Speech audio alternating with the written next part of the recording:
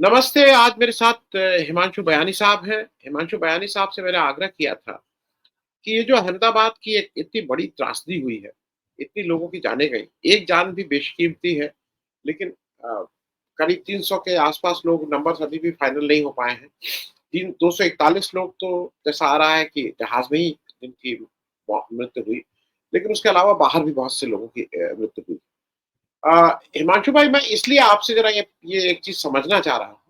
अब तो 3-4 दिन हो गया, तो उस समय ये करना शायद ऐसा लगता असंवेदनशील है। सबके रिएक्शंस आ गए, किस तरह से राजनेता रिएक्ट कर रहे हैं। मैं कल एयर इंडिया की फ्लाइट से दिल्ली से मुझे बम्बई आना, और मैं आपको बताऊँ ईमानदारी से, मेरे घर में जो मेरे बच्चे साथ थे, मेरी वाइफ थी, उन सबका एक स्वर में था कि भई एयर इंडिया से नहीं चला। और जब जहाज़ कल उड़ रहा था तो और मैं इतनी बार जहाज़, मालूम नहीं, पिन ड्रॉप साइलेंस था। पता, हर एक की साँस रुकी हुई थी, पहले से टिकट बुक थे। आप टिकट को कैंसल इतनी जल्दी नहीं कर सकते थे, बाकी जहाज़ महँगे हो गए थे। मैं पिन ड्रॉप साइलेंस, मैंने आज तक ऐसा सन्नाटा नहीं देखा, लग रहा था कि आप सबकी साँस रुकी हुई थी। जो जहाज़ हल्की-सी भी मैन्यूवरिंग इधर-उधर कर रहा था, शुरू के 2-3 मिनट तो जिसको कहते हैं, सब लोग 4-5-6 मिनट बाद जब एक बार ऊपर हो गया। और मैं ये बात इसलिए कह रहा हूँ कि ज़रा अब एक चीज़ आपसे समझनी है हिमांशु। बहुत सी थ्योरीज़ चल रही है। थ्योरी की एक्सट्रीम ये है, कुछ लोग कह रहे हैं कि जहाज़ पुराना था, कुछ लोग कह रहे हैं कि, मुझे एक मेरे विदेशी दोस्त ने कहा कि नहीं, ये जो जो भी ये जहाज़ है, ये पहली बार इसका इस तरह का ड्रीम एक्सीडेंट लाइन। हुआ। हाँ, किसी का कहना ये है कि ये एटीसी की समस्या है, कोई ये कह रहा है कि पॉलिटिकल है, और यहाँ तक की बात हो रही है, लोग इसको कॉन्स्पिरेसी एंगल से भी जोड़ रहे हैं कि जो पहलगाम की जिस तरह से घटना हुई थी, कॉन्स्पिरेसी किसने की वो तो जांच ही बताएगा। उस कॉन्स्पिरेसी में चूक कहां से हुई वो जांच बताएगा। इधर से कुछ लोग इन्वॉल्व थे वो जांच बताएगा। उस तरह की भी बातें इसके लिए आ रही हैं। अब जरा मैं ठंडे दिमाग से ये समझना चाह रहा हूं आपसे कि त्रासदी हो गई, और अभी हम लोग नेताओं के रिएक्शन की बात नहीं करेंगे। इस देश का सिविल एविएशन मंत्री किस तरह से रील बना के उसमें म्यूजिक डाल के चला सकता है, उस पे तो कोई चर्चा भी, मैंने पता उसमें क्या चर्चा है? इस तरह के अगर लोग हैं, और मुझे कल एक व्यक्ति ने अच्छा वो दिया शब्द, उसने कहा ये असंवेदनशील लोग नहीं है, हिंदी का वर्ड है इनके लिए, निष्ठुर लोग। इनके लिए दे जस्ट डोंट बॉदर हर चीज में कुछ नहीं। पहले जरा इसका तकनीकी पक्ष में आपको समझो, आपके हिसाब से दोनों तरह की चीजें क्या हुआ। नमस्कार द पब्लिक इंडिया के दर्शकों को, आप सभी को। सिंह साहब, आपने जो अनुभव अपना कहा वही अनुभव मेरा था, क्योंकि जिस दिन एयर क्रैश हुआ अहमदाबाद में, उसी दिन अगले दिन सुबह मुझे दिल्ली आना था। और आपके आनंद कुटुंब ने जो एक बहुत ही बढ़िया कार्यक्रम रखा था वहां पे, वो कार्यक्रम मैंने बतौर एंजॉय किया। पहली बार मैंने देखा कि गालिब की गजलों को किस तरीके से कथक पे लाया गया, तो मेरे लिए बहुत ही एक अनुभव था। और रात को उस दिन जब हमारी और आपकी बात हुई, तो आपने कहा मैं कैसे निकालूं, तो मेरी दूसरे दिन फ्लाइट थी। मेरी फ्लाइट रिटर्न में एयर इंडिया थी, आने के टाइम दिल्ली आने के टाइम आकाश एयर थी। लेकिन जब आकाश एयर, आपका जो अनुभव रहा वही भी मेरा रहा, और मेरी विंडो सीट थी, और मैं विंडो से देख रहा था कि जैसे ही प्लेन टेक ऑफ हुआ, तो टेक ऑफ होने के बाद जिस तरीके से मतलब हुआ, तो कहीं ना कहीं वो एक चीज अभी बैठ गई है सभी के दिलों में कि क्या ये इंजन अगर नहीं काम करते तो क्या हो। तो बिल्कुल वीडियोस जिस तरीके से सामने आए, देखिए बहुत सारी थियरीज प्रोपेल करना शुरू हो गई है। अब इसको आप I mean democratisation of social of information and media कहिए, उसका एडवांटेज कहिए, डिसएडवांटेज कहिए, मुझे पता नहीं, लेकिन बहुत सारी थियरीज, बहुत सारे राइटअप्स, इवन टाटा ग्रुप में से, एयर इंडिया में से निकले कुछ एम्प्लॉयज ने भी लिंक्डइन वगैरह पे पोस्ट किया है कि एयरक्राफ्ट की कंडीशंस बराबर नहीं थी, ये था वो था। कई लोगों ने रनवे के ऊपर ब्लेम किया है। लेकिन जब प्लेन टेक ऑफ कर चुका था, जो वीडियो में हमने देखा, मतलब इसमें रनवे की कहीं बात नहीं। ऐसा नहीं है कि रनवे से वो टेक ऑफ करने गया और वो आगे से ही कहीं लुढ़क गया, उसके व्हील्स क्रैक हो गए, वहीं पे रनवे पे क्रैश हो गया, ऐसा नहीं है। तो रनवे की लेंथ का जो मामला है, हुआ क्या है, ये एयरपोर्ट ऑपरेट कर रहा है अदानी। इसका नाम है सरदार वल्लभ भाई पटेल एयरपोर्ट, और बीच में इसको अदानी एयरपोर्ट नाम दे दिया गया था। बाद में वापस वो इस तरीके से, लेकिन ये ग्रुप ये एयरपोर्ट ऑपरेट कर रहा है अदानी ग्रुप। तो सीधा वो बोले ना कि एक तरीके से एक तरीके से शंका की एक सुई जो है वो उस तरफ जाती है कि ये कर रहे हैं तो इसमें क्यों लफड़ा हो। लेकिन रनवे का अभी तक कोई डीजीसीए से या कहीं से ऐसा मामला नहीं आया है और इंटरनेशनल फ्लाइट थी कि ये रनवे कम होने की वजह से हुआ है या जो भी है, वो तो अभी हम वेट एंड वॉच करेंगे, जांच जैसे आएगी, एक्सपर्ट्स का जो ओपिनियन आएगा। 2 ब्लैक्स अभी तक की जो परिस्थिति है उसमें क्या हुआ है कि प्लेन के क्रैश साइट से जो 2 ब्लैक बॉक्सेस है, उसमें से एक ही ब्लैक बॉक्स रिकवर हुआ है, दूसरा अभी मिसिंग है। तो वो जो एक ब्लैक बॉक्स है, उसके ऊपर जो तहकीकात होने जा रही है, वो तहकीकात बहुत सारे मतलब ग्रुप्स कर रहे हैं, उसकी डिटेलिंग भी मेरे पास आई है। तो वो भी मैं एक बार आपको बता दूँ कि उसमें फॉरेन से कुछ एजेंसीज़ हैं, वो भी आ रही है। हमारा इंडिया का तो है ही है, लेकिन उसके अलावा जो ग्रुप्स आ रहे हैं तहकीकात करने के लिए, उसमें बोइंग से भी ग्रुप आ रहा है। हालाँकि जीई के इंजिन्स थे, टरबाइन इंजिन्स, तो जीई एरोस्पेस से भी लोग आ रहे हैं क्योंकि उनके लिए भी ये लर्निंग लेसन है कि उनके इंजिन्स बंद कैसे हो गए।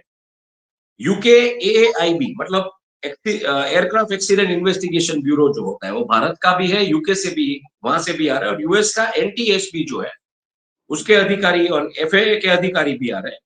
तो एक्सपेक्टेड है कि जो रिकवर्ड ब्लैक बॉक्स है उससे कुछ बातें आएगी। सबसे बड़ी चीज सिंह साहब यहाँ पे कि एयरक्राफ्ट 55 सेकंड में टेक ऑफ होते ही क्रैश हो गया। मतलब एयरक्राफ्ट के पास मेडे कॉल इश्यू करने के बाद रिटर्न होने की भी संभावना है। वापस वो रिटर्न हो सके, वो थ्रस्ट भी उस इंजिन में अवेलेबल नहीं। तो प्योरली अगर हम पहले तरीके से देखने जाए तो एयरक्राफ्ट के अंदर की टेक्निकल फेलियर दिखती है।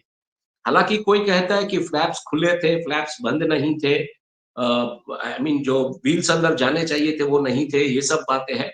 तो बिल्कुल वो कहीं ना कहीं एक टेक्निकल फेलियर दिख रहा है। और दूसरा मैं कहना चाहूंगा सिंह साहब, आई मीन कॉकपिट जो है उसके अंदर जिस तरीके से रेडियो सिग्नल्स वगैरह जो भी होते हैं, उनकी जो सिग्नलिंग वो होती है टेक्निकल उसकी, वो एक माइन्यूट इंजीनियरिंग के तार के तहत जुड़ी हुई हो।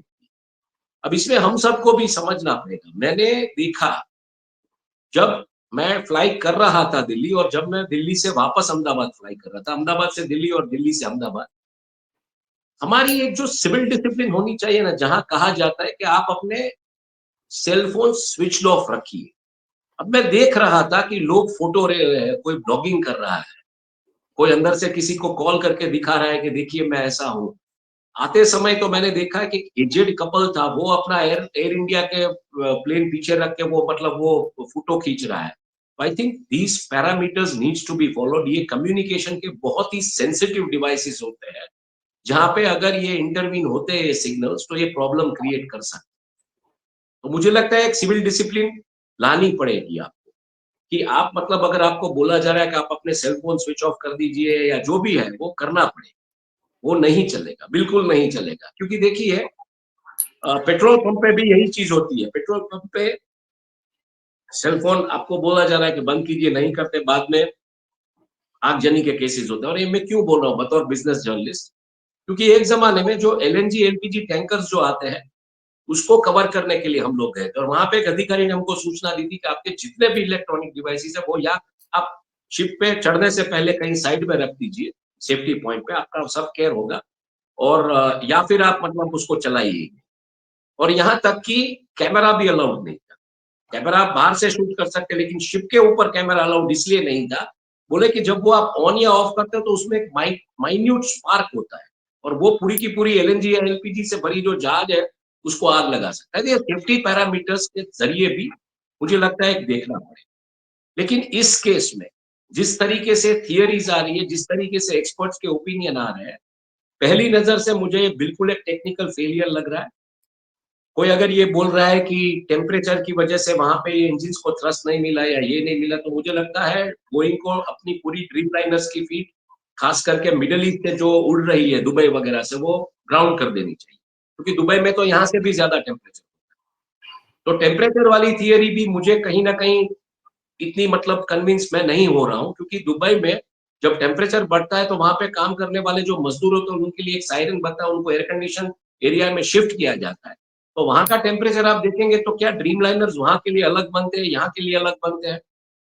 दूसरा जो पॉइंट आ रहा है कि इस एयरक्राफ्ट को, जैसे हमारे व्हीकल्स आरटीओ चेक करता है, जो भी करता है, इसकी एक लाइफ होती है, क्या एयरक्राफ्ट को उस तरीके से गवर्नमेंट के किसी एजेंसी ने चेक किए बिना ही जाने दिया था? दिल्ली से एयरक्राफ्ट आई थी, पूरी की पूरी रिफ्यूल हुई और जा रही थी लंदन की तरफ, तो क्या इसके इंजन, इसका जो भी सिस्टम है वो चेक किया गया था? नहीं किया गया। क्योंकि इसमें छोटा अगर नट बॉल भी कहीं पे लूज हो रहा है तो ये एविएशन की पूरी सिस्टम, जो एवियोनिक्स की पूरी सिस्टम है, उसमें बहुत खतरनाक तरीके से उसका असर हो सकता है।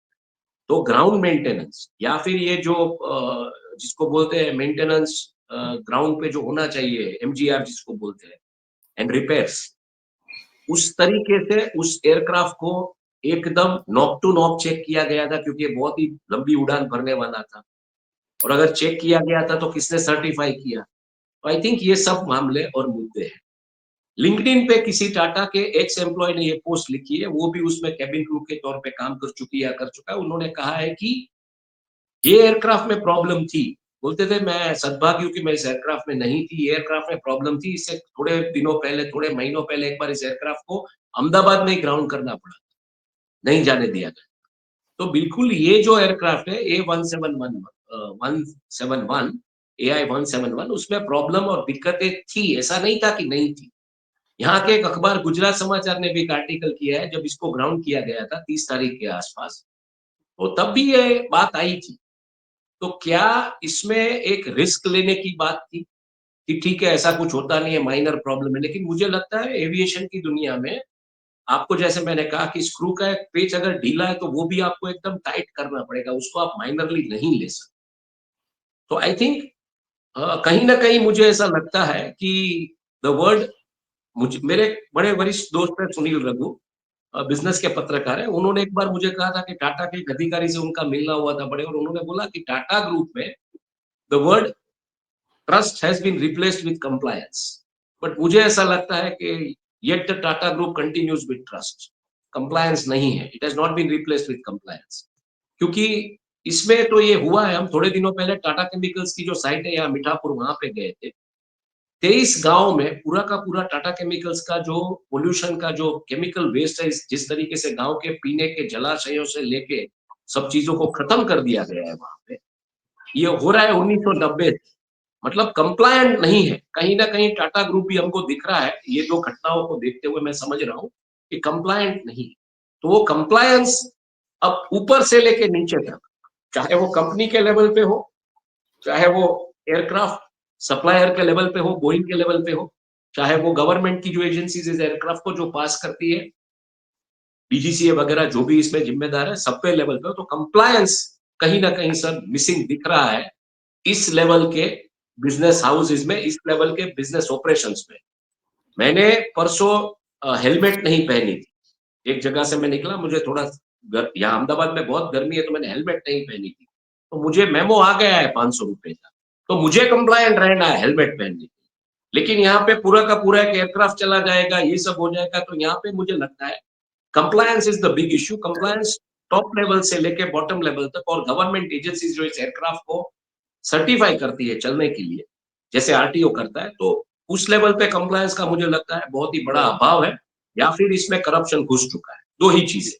हिमांशु भाई, मैं 2 इसलिए, क्योंकि कंप्लायंस की बात पे मैं एक चीज़ बता दूँ, और ये मैं इसलिए कह रहा हूँ कि ये 2 एजेंसीज़, हमारा सारा पत्रकार बिरादरी, और कम से कम हिंदी बेल्ट में कह सकता हूँ, और पुलिस बिरादरी और वकील बिरादरी, इन 3 लोगों को लगता है कि हेलमेट लगाने से मेरी हैसियत कम हो।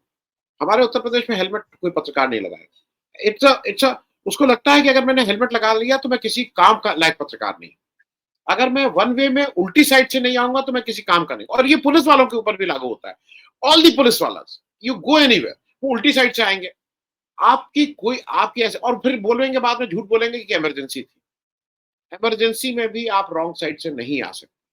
नहीं आ सकते, एम्बुलेंस, बिल्कुल। Only ambulance can come from the wrong side.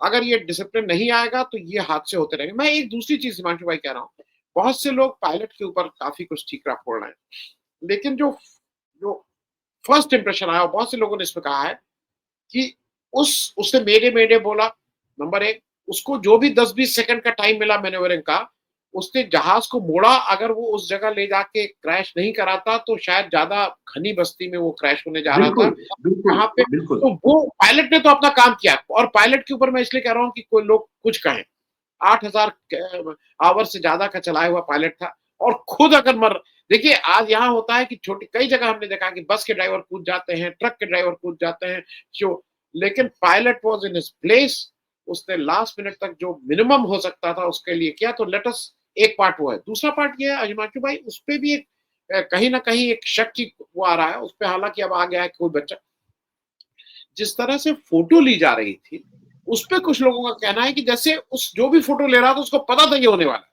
क्योंकि एक विंडो से, नहीं नहीं मैं बता रहा हूं, इस पे भी थ्योरीज आई है, क्योंकि एक विंडो से पूरा उसका वो लेना और वहां तक लाना, अदरवाइज ये एटीसी की फोटोज नहीं है। एटीसी कुछ फोटो शायद लेता है, उसका एक ड्रिल है, उड़ते समय वो करते समय कुछ एक उनकी एक आध हुआ, but this is a someone was shoot, it look like someone is shooting with prior information. मैं दोनों चीजों पे, पायलट और ये जो फोटो खींची गई, उस दोनों पे एक आपकी टिप्पणी छोटी छोटी।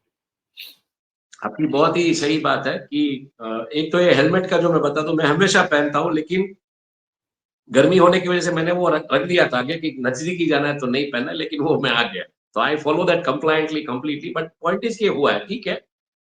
ये जो फोटो खींचने की बात है, ये बहुत ही इंटरेस्टिंग मुद्दा है। ये जो लड़का आया था अपने गांव से 2 घंटे पहले आया, उसके पिताजी यहाँ पे रिटायर्ड आर्मी के जवान है, वो यहाँ पे किसी बैंक में सिक्योरिटी ऑफिसर की उस पे काम कर रहे हैं। उनकी जो जैसे वहां पे आपके वहां बरसाती होती है, दिल्ली में बरसाती किराए पे देते, तो यहाँ पे ऐसी बरसाती उस बस्ती में किराए पे उन्होंने ली थी, और उनके बेटी और उनका बेटा गांव से आए थे। छुट्टियों के दिन है तो गांव से आए थे। तो जैसे उसने एयरक्राफ्ट देखा, उसने अपने फोन से शूट किया। लगा कि गांव में जाके सबको दिखाऊंगा कि देखो ये ऐसा एक जगह पे मेरे पिताजी रहते हैं, हम रहते हैं। तो उसने वो शूट करना शुरू कर दिया। बात यहाँ तक आई कि पुलिस ने उसको कस्टडी में ले लिया वगैरह, लेकिन किसी डिजिटल मीडिया प्लेटफॉर्म्स ने इसके ऊपर भी सफाई दी है कि ऐसा कुछ हुआ नहीं है। पुलिस ने कस्टडी में नहीं लिया, हालांकि पुलिस वो वीडियो फुटेज वगैरह जो भी चेक करना है उसके लिए उसको पूछा गया। तो 2 घंटे पहले आना किसी गांव से, और किसी लड़के में मतलब ये उत्सुकता रहना कि फोटो खींचना, वीडियो से अपना वो करना, तो मुझे लगता है वो एक कोइंसिडेंट है। उसमें कोई मुझे कॉन्स्पिरेसी थियरी इस बच्चे में नहीं दिख रही, मैं ऑनेस्टली आपको, क्योंकि होता है ना, छोटे बच्चे जब गांव से शहर की तरफ आते हैं तो उनको वो रहता है कि कुछ शहर की चीजें जाके गांव में वापस लोगों से बात करेंगे, दिखाएंगे, तो वो एक एक नेचुरल उसका एलिमेंट। पायलट सर क्या कर सकता है, आप सोचने की कोशिश कीजिए, हम और आप अगर पायलट की जगह पे, तो हम क्या कर पाए उस 55 सेकंड में। वो जो पायलट को करना था वो उसने किया। अब टेक्निकली ही जब सब फेल हो चुका है, मैं आपको बोलूं कि मैं 60 की रफ मेरे साथ ये हुआ है, इसलिए मैं बोल रहा हूँ। मैं एक एविड बाइकर हूँ। अब मैं बाइक लेके, कोरोना के दिनों में तो इतनी ट्रैफिक थी नहीं, तो मैं द्वारका से राजकोट आ रहा था, 250 किलोमीटर का रास्ता। और रास्ते में एक जगह पे, राजकोट पहुंचने के बाद एक जगह पे पेवर लेइंग ब्लॉक्स का कुछ वहां चल रहा था काम, और वो लोग ऐसे ही रख के चले गए थे। अब वहां पे सैंड थी, तो मैं अपनी जो रफ्तार थी वो कम थी, शहर के अंदर था इसलिए, लेकिन वो सैंड के डंप में मेरी बाइक स्किड हुई और मैं गिर गया, और मुझे यहाँ पे चोट आई, रिब बोन वगैरह पे। हालांकि फ्रैक्चर नहीं हुआ था, लेकिन पूरा दर्द हुआ, मैं छिल गया, बाइक पूरी स्किड हुई वहां। तो अब मैं किसको जिम्मा, और उस 1 सेकंड के अंदर मैं ले लेके क्या डिसीजन ले सकता हूँ, क्योंकि ये पूरा का पूरा एक फेलियर ही है। ड्राइविंग का जो मेरा है, मेरी पेस जो थी वो नॉर्मल थी, लेकिन मैं स्किड हो गया, तो अब उसमें मैं डिसीजन क्या लूंगा, मतलब फेलियर था। वैसे ही यहाँ पे अगर कोई बटन दबाता है, इंजन चालू नहीं हो रहा है, कुछ भी नहीं होता, एक बार, 2 बार, 3 बार दबाएगा, उससे ज्यादा वो कर क्या पाएगा। वो चालू प्लेन पे बाहर निकल के वो पंखा जैसे घुमाते हम ट्रेन के उसमें पेन लगा के, ऐसा तो कर नहीं पाए। उसमें there is no scope for that. So the point is, वही बात है कि एवियोनिक्स और एविएशन का जो सिस्टम है वो पूरा एरर प्रूफ इसलिए होना चाहिए।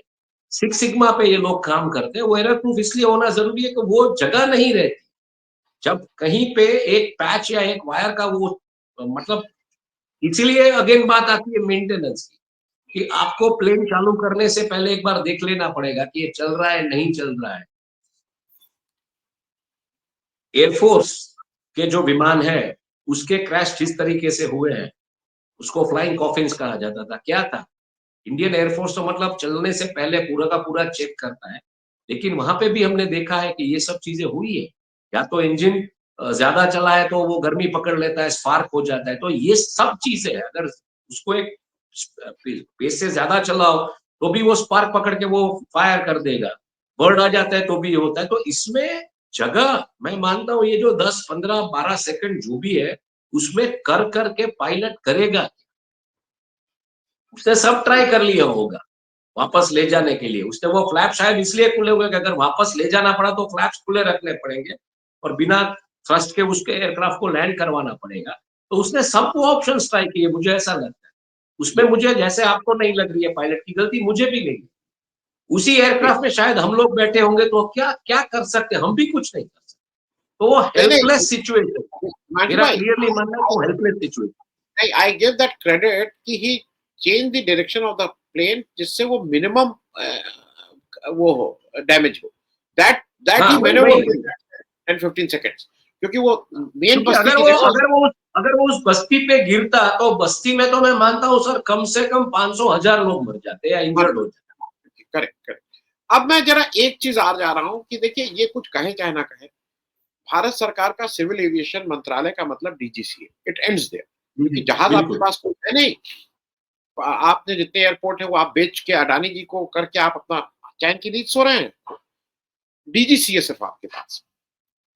मैं ये कह रहा हूं कि अगर ये तकनीकी चूक होती है तो फर्स्ट प्रथम दृष्टया डीजीसीए, इसमें कहीं कोई इफ बिल्कुल, एंड बट, बिल्कुल। इसमें कहीं इफ एंड बट नहीं। और डीजीसीए का जो सबसे प्रमुख है वो पटेल, अरे वो नायडू साहब है, जो उड्डयन मंत्री है। नायडू साहब का conduct, making reel at with music in that, with sad music in that, ये डिप्लोरेबल नहीं है। इनको तत्काल उससे बर्खास्त करना चाहिए। He should not resign, he should be terminated. हमारे तो जो अमित शाह है, अगर वो ये बोलते हैं कि लोग तो मरते ही हैं, ये बेहुदा स्टेटमेंट। अगर आपके कैबिनेट के किसी एक विभाग के उससे मरते हैं तो लोग मरते ही नहीं है, ये स्टेटमेंट आप नहीं दे सकते हैं, क्योंकि आपको इस पे नहीं पड़ी है। हमारे प्रधानमंत्री जिस तरह से कल वो फोटो, मेरा एक चीज और हिमांशु भाई, और इसमें मैं आपकी चाहूंगा, we can keep, can't we have a some sort of a, वो कि भाई ये जो एक्सीडेंट साइट है उस पे जो भी वीआईपी जाए वो फोटो शेयर नहीं कर सकता अगले 7 घंटे, 7 दिन, 7, ये जो एक एक अंदर से हो गया ना, जैसे बच्चों को आजकल है ना कि वो बिना बच्चे घर के, हमारे और आपके घर के बच्चे जो हैं, जो हमारे ग्रैंड चिल्ड्रन, वो जब तक कार्टून ना दिखाइए तो वो दूध नहीं पिएंगे, खाना नहीं खाएंगे। हाँ, उसी तरह हाँ। से नेता जब तक रील नहीं बनाएंगे, इनका पानी नहीं पचता है भाई। इवन खाना तो छोड़ दिए। एक एक्सेप्शन कर सकते हैं, मोदी जी को इससे बाहर निकाल दीजिए, क्योंकि मोदी जी तो जाएंगे ही। अगर मोदी जी को आप फोटो नहीं करेंगे तो मोदी जी नहीं जाएंगे, ये पक्का है। तो you can as a prime minister Modi ji को एक्सेप्शन कर देंगे, वो अपनी फोटो वोटो सब कर सकते हैं, ड्रेस चेंज कर सकते हैं, फोटो कर सकते हैं, 20 कैमरे ले जा सकते हैं। लेकिन अदर देन मोदी जी, उधर अश्विनी वैष्णव है, वो एक्सीडेंट साइट पे जा रहे हैं तो रील बनाते हुए चल रहे हैं। नायडू जी इधर रील बना रहे हैं, अमित शाह उधर रील। ये क्या हो रहा है? तो मैं इस पे भी एक चाहूंगा कि जो जो not only carelessness, the careless attitude, and the buck stops at DGCA। मैं इस पे एक आपकी टिप्पणी चाहूंगा। नहीं देखिए, बहुत क्लियर मुद्दा है। 2 चीज़ आपको 2-4 चीज़ें समझनी पड़ेगी। जिस तरीके से ये प्राइवेट कंपनी अदानी वगैरह जो मेंटेनेंस रिपेयर्स के इसमें आई है, एरोप्लेन के मेंटेनेंस रिपेयर्स के धंधे में, तो ये क्या करेंगे? क्योंकि इनके एयरपोर्ट से अगर मेंटेनेंस रिपेयर्स बराबर नहीं हो पा रहा है, जो एयरपोर्ट ये चला रहे हैं और ये अगर हो रहा है हादसा, तो क्लियरली ये इंडिकेशन है कि मेंटेनेंस जो उसको कुछ ओएमआर ऐसा कुछ बोलते हैं, ऑपरेशन मेंटेनेंस रिपेयर्स, और बहुत सारे पिछले वाइब्रेंट गुजरात में ये MRO MRO maintenance repairs and operations, MRO वाले बहुत सारी कंपनियों ने यहाँ पे प्रेजेंटेशन दिए थे कि गुजरात में हम ये करेंगे। लीजिंग का ऑपरेशन यहाँ गिफ्ट सिटी से शुरू हो गया है, लीज अच्छा सस्ता पड़ता है यहाँ से, और मेंटेनेंस और रिपेयर्स की भी बात आ रही है। तो क्या ये जो जी वाले, बोइंग वाले, इनके साथ क्या कोई ऐसी मतलब बातें होगी, हैंडशेक ऐसा होगा कि आप एमआरओ हब यहाँ पे बनाइए एशिया का, ये सब बनेगा या क्या होगा पता नहीं मुझे। लेकिन DGCA, is it a competent authority now in this situation and scenario कि ये कर पाएगा, ये करवा पाएगा? भले आप ना कर पाया, प्राइवेटली कहीं आउटसोर्स कीजिए। तो सबसे बड़ा मुद्दा यही हो जाता है कि हर एक एयरक्राफ्ट टेक ऑफ करने से पहले, अब दूसरा ये भी होता है ना साहब, हमको ये भी समझना पड़ेगा, एविएशन इंडस्ट्री जो है, उसमें जिस तरीके से इंटरनेशनल फ्लाइट्स के स्लॉट्स वगैरह लेने पड़ते हैं, पूरे एयरक्राफ्ट्स को वहाँ पे पार्क करने के लिए या वहाँ पे ले जाने के लिए, वो भी एक बड़ा बिज़नेस है। तो इसमें अगर मान लीजिए कि कल को ये ड्रीमलाइनर होता है सर्टिफ़ाई कि ये नहीं था बराबर उड़ाने के लिए, तो दूसरा ड्रीमलाइनर नज़दीक की जगह से कब पहुँचेगा? Bombay is the nearest place. तो आपको शायद 1 घंटा डिले होगा। 1 घंटा यहाँ पे डिले मतलब इंटरनेशनल ऑपरेशंस आपके पूरे डिसरप्ट हो जाएँगे और जैसे शिपिंग में डैमरेज लगता है, वैसे वहाँ पे आपका क्योंकि आपका स्लॉट जो है वो टाइम वो है और अगर उसमें वो आप नहीं पहुँचते, आपका प्लेन इवैक्यूएट नहीं होता है, आप भरते नहीं हैं लोगों को, तो वो भी होता है। तो इन सब चीज़ों को मद्देनज़र रखते हुए देखिए हुआ क्या है, यहाँ पे अनाउंसमेंट्स बहुत सारे हो जाते हैं। 15 लाख आएँगे आपकी जेब में वैसे अनाउंसमेंट्स। लेकिन उसका एक ड्यू डिलिजेंस प्रोसेस जो होता है ना, वो नहीं होता। अब आपने एविएशन इंडस्ट्री को रोबस्ट बना दिया, सब कुछ कर लिया, लेकिन आपने क्या ये जो अभी अभी आपको ये ब्रेनस्टॉर्मिंग करना होगा कि हर एक एयरक्राफ्ट, चाहे वो डोमेस्टिक में हो, चाहे वो इंटरनेशनल में हो, अभी आपके स्लॉट्स के टाइम आपको उस तरीके से ले जाने पड़ेंगे। खाली इवैक्यूएशन एंड फिलिंग नहीं है। आपको वहाँ पे 1 घंटा एटलीस्ट मुझे लगता है कि वो मेंटेनेंस चेकअप के लिए भी देना पड़ेगा। तो आपको 2 घंटे के स्लॉट्स करने पड़ेंगे। तो ये भी एक बिज़नेस मॉडल है, जिसमें अदानी ऑलरेडी है। तो क्या ये इस तरीके से जा रहा है कि मेंटेनेंस का स्लॉट भी आप खरीदें, खाली आप इवैक्यूएशन और फिलिंग का स्लॉट ना खरीदें। लेकिन क्या उसमें मेंटेनेंस हो पाएगा? उसमें वो जो जो आएगी बात वो हो पाएगा? ये सब ultimately boils down somewhere to money and जो रील-वील बनाने की बात है सर अब उसमें तो क्या हम बोले? आई मीन स्वर्गीय विजय रूपाणी जी जो गुजरात के चीफ मिनिस्टर थे, वो स्वर्गीय हो गए। आप देखिए गुजरात के बहुत सारे पत्रकारों की टाइमलाइन, या तो उसके ऊपर रील है, फोटोग्राफी है, मेरा एक भी फोटो आज तक किसी मंत्री के साथ। तो मुझे लगता है ये जो आपका जो क्या बोले मैच्योरिटी है वो आपके अंदर से आना चाहिए। हमसे कोई मिल रहा है तो हमारी प्रोफेशनल जो मेरिट है उसकी वजह से मिल रहा है। हमको एज़ अ पर्सन नहीं मिल रहा है। लेकिन ये आजकल क्या हो गया है, सबको अपनी लाइफ में अपनी एक फ़िल्म में अपनी लाइफ में वो एक फ़िल्म चल रही होती है, उसमें सबको अपने आप को हीरो मान के चलना है। चाहे वो मिनिस्टर हो, चाहे वो कोई कॉमनर हो, कोई भी हो। तो सब जी। अपनी लाइफ के हीरो बन के चलना चाहते हैं। तो ये हो गया है अब ये पैशन। अब इसको ये एक बीमारी है, इसको निकालना मुश्किल है, इसको ट्रीट करना मुश्किल है सर। जी। इसको ट्रीट करना बहुत ही मुश्किल है। बयानी साहब, मेरा जो मैं समझ पाया हूँ, और मैं टेक्निकल आदमी नहीं हूँ, आई एम नॉट कॉम्पिटेंट, पर 2 चीज़ें मुझे समझ में आती हैं जो बिल्कुल स्पष्ट हैं। मैं कल के जहाज़ की बात बताऊँ। कल के जहाज़ में जब हम गए तो बहुत स्टीम, अंदर बहुत स्टीम लग रहा था कि वो कोई इवेंट हो रहा है जिसमें इधर-इधर से स्टीम मतलब कोई इवेंट जैसा हो रहा है। और नहीं, नहीं, अब हाँ, आपने या उन्होंने कहा नहीं, नहीं, ये होता है, बाहर ह्यूमिडिटी है। नहीं होना चाहिए, नहीं होता है। पहली बार इतना हो रहा है। और सही दिल्ली बात। एयरपोर्ट पे भी हुआ, बम्बई में जब उतर गए तो उसके बाद भी हुआ। मैंने ऊपर ओवरहेड पे सामान रखा था, वहाँ पे पानी आ गया। खूब ठीक से मॉइस्चर आ गया था। मेरा जो अ अ, ब ब ब पिट्ठू जिसको बोलते हैं, उसपे पानी पूरा पानी था। जब मैंने उनके हुँ, उनके हुँ। स्टाफ से कहा तो उन्होंने कहा नहीं, नहीं, ऐसा नहीं, वो नहीं, किसी की हमने नहीं, कोई बॉटल नहीं है, आप देख लीजिए। और मैंने वहाँ पे फिर कहा, नीचे जाके मैंने रिपोर्ट किया। मुझे एक चीज़ लगती है कि कहीं न कहीं वी एज़ एन इंडिविजुअल जहाज़ में, ये एक बार नहीं, आप भी ट्रैवल किए, कई बार होता है कि सीट नहीं काम कर रही है बराबर, या वो पीछे वो पुशबैक नहीं हो रहा है, या उसका वो खटका हो गया है, या उसका, तो वो कहते हैं, अच्छा, अच्छा, वो आके कर दिया, मुझे हाँ, ठीक है, चलिए। और ये चलता रहता है। मुझे लगता है कि जब सिक्स सिग्मा है, तो अब ये आपको ट्रेड ऑफ करने का कि आपकी अगर पुशबैक काम नहीं कर रहा है, तो जनरल ये माना जाता है इससे जहाज़ उड़ने में क्या है? नहीं, इससे उस मानसिकता में है, क्योंकि अगर आप बिल्कुल। ट्रेड ऑफ करेंगे, अगर गाड़ी का ब्रेक कितना लग रहा है, हम सब लोग कार चलाते हैं। नहीं, ब्रेक पूरा नहीं लग रहा, नहीं, नहीं, रुक जाता है थोड़ा-थोड़ा करके, भाई ये ले, जहाज़ में ज़ीरो, आप ये नहीं कर सकते। अगर उसका एक पुर्जा भी, उसका एक सीट भी, अगर उसका कुछ भी खराबी है, जो हो सकता है टेक्निकली जहाज़ के इंजन से मतलब ना हो, वो नहीं टेक ऑफ कर सकता है। जब तक आप इस ज़ीरो मेंटेनेंस में नहीं आएँगे, ये एक्सीडेंट आप नहीं रोक सकते हैं, नंबर 1। नंबर 2, जो भी आपका खर्चा हो, जो भी बिज़नेस मॉडल हो, अगर आज ये हुआ है तो कम से कम भारत की धरती पे डीजीसीए को पहला काम ये करना चाहिए, जितने ये हैं ड्रीमलाइनर, उसको ग्राउंड करिए। जब तक जाँच के बाद ये क्लीयरेंस नहीं मिलता है, आप उसको क्लियर नहीं करेंगे। नहीं और कर सकते। जी, मुझे ये, आप उसको क्लियर नहीं करेंगे, और जांच जब हो जाएगी तब हम क्लियरेंस देंगे। वो जांच ठीक है, 6 दूसरा महीने हो गए, 6 महीना हो गए, 6 महीना हो गए, क्योंकि हाँ, किसी की जान की कीमत नहीं है। नहीं, नहीं, नहीं, हम आज तक किसी जांच का कोई बाहर आता नहीं। It will never come, it will never come. Never इतने पैसे इसमें इन्वॉल्व होते हैं, इतने सैकड़ों करोड़ रुपए इन्वॉल्व होते हैं। The only thing is we will ground at everything. अगर एयर इंडिया ने ये किया है और टाटा की रेपुटेशन है, टाटा बंद हो जाए।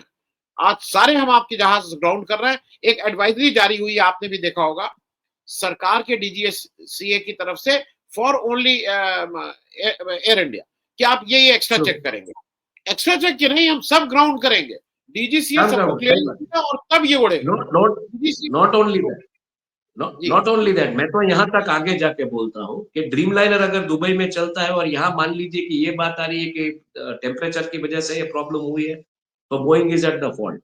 बोइंग ने ऐसे जहाज क्यों बनाए? क्योंकि आप दवाई जब लेते हैं 250 mg की, चाहे वो अफ्रीका में कोई बंदा लेगा, इंडिया में लेगा, मलेशिया में लेगा, चाइना में लेगा, ऑस्ट्रेलिया में लेगा, तुंद्राज में लेगा, कहीं पे भी लेगा, उसको अगर मान लीजिए कि माइग्रेन की हिस्ट्री है, डायबिटीज की हिस्ट्री है, ब्लड प्रेशर की हिस्ट्री है, तो वो दवाई सब जगह पे काम करती है, क्योंकि ह्यूमन क्लिनिकल ट्रायल्स होती है उस दवाई पे। हिमांशु वैसे भाई, मैं आपका आपको एयरलाइन, जी, वैसे आपने बनाई हुई एयरलाइन, आपने बनाई हुई एयरक्राफ्ट, वो सब जगह पे उड़ के उसके सब टेक्निकल स्टैंडर्ड्स मैच करके आपको देनी है, आप ऐसे ही नहीं दे सकते। तो नहीं, मुझे नहीं, ये भी हिमांशु भाई, लगता है कहीं न कहीं, तो मुझे कहीं न कहीं ये भी लगता है कि बोइंग भी लॉबिंग करेगा अपना बचाने के लिए, क्योंकि बोइंग के सीईओ, उन्होंने 1 साल पहले सेफ्टी और टेक्निकल रीज़न्स की वजह से रिज़ाइन किया था नहीं, नहीं, 2024 में। हिमांशु भाई, I am not going into that detail. हाँ, आप जो भी बता रहे हैं, आपकी जो भी कंप्लायंस एजेंसी है जो ऑडिट करती है, हमारे यहाँ बिल्कुल, डीजीसी है। बिल्कुल। हाँ, आप अच्छा जहाज बना रहे हैं, खराब बना रहे हैं, आप ऐसा जहाज बना दे रहे हैं जो चांद पे उतर जाएगा। अगर डीजीसीए की रिस्पॉन्सिबिलिटी है, वो अगर कहेगी कि उड़ सकता है, तो वो रिस्पॉन्सिबिलिटी नहीं। आप इससे नहीं हो सकती कि ये ऐसा हो गया, बोइंग ऐसा हो गया। You have to take the बिल्कुल। Responsibility, take the call. इसके सिवा कुछ नहीं है। सरकार कितना करेगी मुझे नहीं मालूम है, लेकिन जब तक ये अवेयरनेस हमारे आप में एज अ पैसेंजर नहीं आएगी, मुझे लगता है कि ये कुछ दिन बाद हम और आप इसको भूल जाएंगे। लेकिन एक बार फिर से बहुत ही खराब हादसा एक था। एक पैसेंजर पॉइंट ऑफ व्यू से भी मैं एक बात कहना चाहूँगा। मैंने बहुत देखा है कि आपका 7 केजीज़ का लगेज अलाउड है। तो मैंने देखा है बहुत सारे लोग 7 केजी से ज़्यादा भी लगेज लेके चलते हैं।